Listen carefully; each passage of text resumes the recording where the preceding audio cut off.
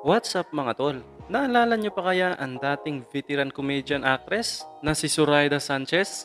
Sa videong ito mga tol, alamin natin ang kanyang buhay at kung ano ba talaga ang nangyari sa kanya. Tara!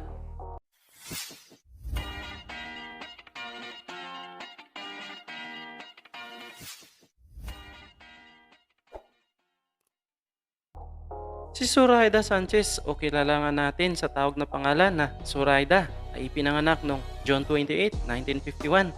Lumaki at ipinanganak sa Angono, Rizal. Si Zoraida ay nakapagtapos ng kolehiyo bilang isang cum laude sa University ng Santo Tomas na may degree na journalism.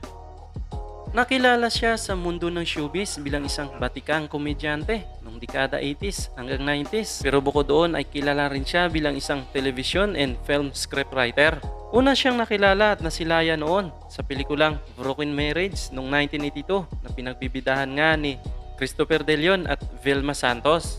At simula nga noon ay nagtuloy-tuloy na ang kanyang karyera sa mundo ng showbiz at tinatawag na nga siya na isang regular fixture ng mga comedy film noong 1980s hanggang 1990s. Katulad na lang ng mga pelikulang Bagets, Working Girls, Bagets 2, Kapag Puso'y Sinugatan, Saint in the Clowns, Pitrang Kabayo, Ang Pilyang Kuting, Alabang Girls at marami pang iba. Napasama rin siya sa cast ng 1980s na isang hit gag show na Gwen Bananas. Nakasama sina Christopher De Leon, Edgar Montes at yumaong artista na si Johnny Delgado at si Jay Ilagan. Huling nasilayan at napanood naman siya noon sa pelikulang Telltale noong 2008. Ganyan ka naman eh. Kung kailan ka lang may kailangan, saka ka nakakaalalang tumawag. Patigil! Naging sulong ina naman si Zoraida sa kanyang nag-iisang anak na si Alexis Joyce.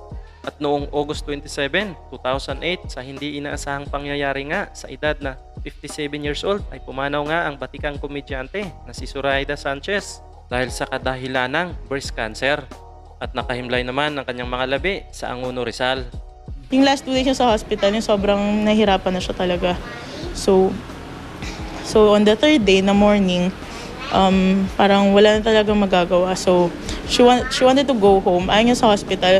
I can't say na I'm happy, pero partly parang because na-relieve na yung pain na nararamdaman niya, and wherever she is right now, there's no pain, there's no suffering, there's no anything. So I'm happy for her. Umano man ang batikang komedyante ay nanatili pa rin naman ang kanyang mga alaala sa tuwing mapapanood nga natin ang kanyang mga pelikula, lalong-lalo na sa kanyang pagpapatawa mula noon at mapahanggang ngayon. Pumudal ako na yung pagiging comedian. Talagang kahit anong role na itakel ko, kahit gaano ka-serious yung role, after that, comedian pa rin ako. So hanggang dito lang tayo mga tol. Maraming salamat sa panonood at patuloy na suporta. God bless you sa inyo lahat. Paalam!